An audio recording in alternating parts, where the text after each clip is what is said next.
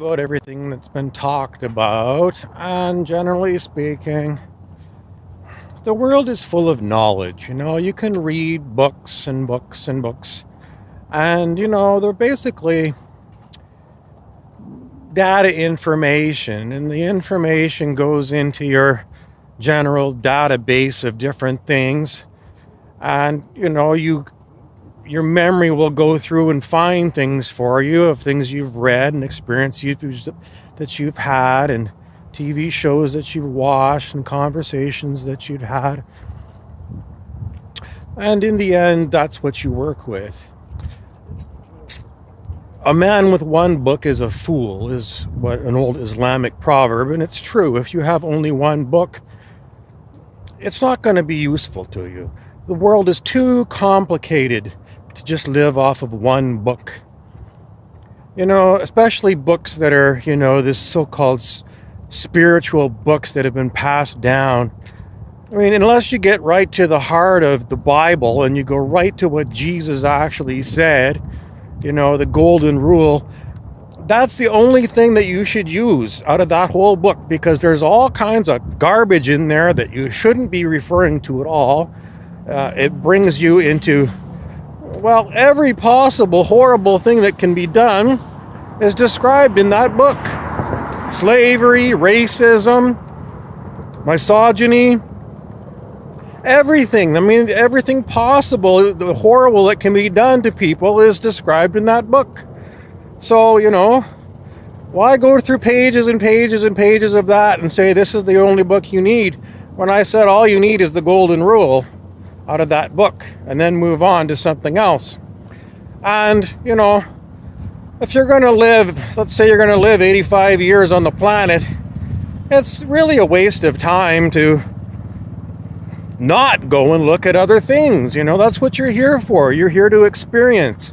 And, you've got public libraries that are a fantastic resource. It doesn't cost you anything. And if you've got money, you can buy books, electronic books, paper books. Avoid the television as much as you can, because it's prepackaged crap. Most of it is just there. It's not educating you. And there's better stuff out there. There's more thoughtful stuff out there than the prepackaged soap operas. So that being said, movies and television often give us a taste of what the future might bring, with one caveat. The science fiction things bring us all kinds of interesting ideas, but Hollywood inevitably always puts some horror and terror into it. I think they think it's going to make more sales. It's like, a teenager getting a rush in a scary Halloween movie, and it's good for a date. But, these things get laid down in your, all of the information that you've processed in your life, and it's so much negativity.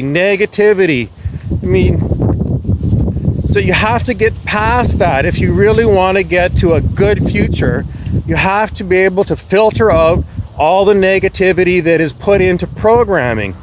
And, it comes like bestsellers, fictional books. It's constantly, there's like horrible people you've got to overcome, and horrible things that are being done. And you hear the stories on the internet about this, that, and the next thing. And you read the history books and you see the horrors that have been done. And, I guess you got to assume most of it is true. That's horrible. But you don't want to have that in your future. So how do you do that?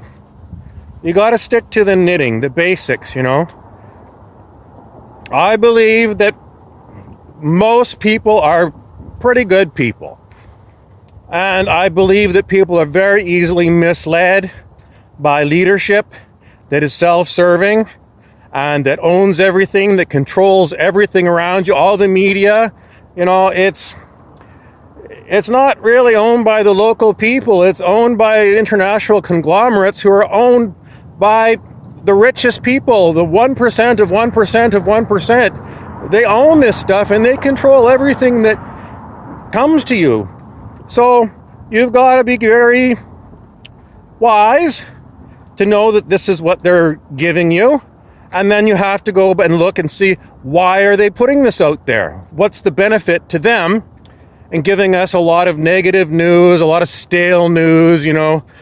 I mean, why do we really need traffic reports every day about, you know, some car accidents? Just statistically, you expect you're going to get some fender benders. But why is that the news every single day? It's easy. It's easy, and it, you know, it's like, oh, it's a horrible. Well, yes, but, you know, out of all the things that are going on the planet that you really need to know about, advances in science and technology, I don't know, new books, literature, some brilliant people that are inspiring. You know, we used to have Oprah Winfrey that was on TV. She's not really there anymore. I don't know who you turn to now.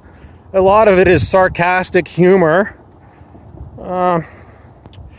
Political stuff is just, you know, they're all the same, you know. Politicians are all the same. I'm sorry if you're a politician, but I truly believe it. I don't think that even if there was one good politician, their votes get watered down so much that the majority of self-serving politicians are what you get. And, you know, you can go and look at different authors and they'll open your eyes to things. And, you know, I can't give it to you all in a little video. You have to do your homework in the end. And, you know, you got a lifetime, use it. Dig into things, you know, follow your interests. And when you're doing that, grab something that maybe is kind of sideways, something that you think is, well, maybe this is something that one of my friends would like, and pick up that book and read it. Just so that you can have a conversation with your friend about something that they like. And you might learn something that, lo and behold, is something that you really need. And it wasn't something you originally thought was going to be something that you needed. So that's kind of the way that things go. And as far as worrying, well, you can waste your life worrying, and God knows I've spent hours and days and weeks and years worrying. And, you know, it doesn't help you, but it's very difficult to avoid because there's so much prepackaged fear. And, you know, the society that we live in, the capitalist society, you know, you go to public school and high school, and, you know, the teachers are good people for the most part. And, you know, you get an idea that society is made up of people like this and that things are, you know, good. But then you get out in the real world and you find out that, you know, there's a lot of horrible bosses out there. People that shouldn't be in control have inherited control, and, you know, they're not qualified. And other people that, they're very self-serving, you know, they don't think about the people that are their so-called clients. They just want to raise profit, and, you know, profit before people. And that's what this world is all about. You know, there's got to be an underground current of people that are going to say at some point, we've had enough of this. And I've been saying this for a long time. But, you know, people, they see the worst, right? They say, well, you know, if somebody doesn't work, they don't deserve anything, you know. And, you know, you can't really say that because you don't know what their background was. You don't know how they got to be the way they are. Some people just say they're lazy, but, you know, you don't know what they've been through to get to that point. You don't know how they make it through their day.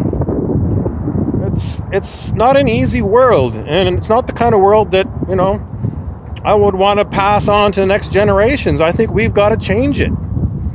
So it's a lot of just me blah blah blah, because, you know, I'm just one person, and how am I going to change it? So it's, you know, it's got to be a group thing, a group work where people really got to look into things and do their homework. You know, get off the television and stop watching the soap operas. You know, talk to people that are smart. Read some books. Meditate.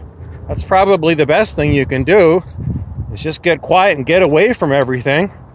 Go on a nature walk and don't talk with your friend. Just have a quiet walk. And here I am yipping to you all. But that's what you have to do. You have to get in touch with yourself. Find the answers within. And then when you get them, don't be afraid to speak about them. That's what I do.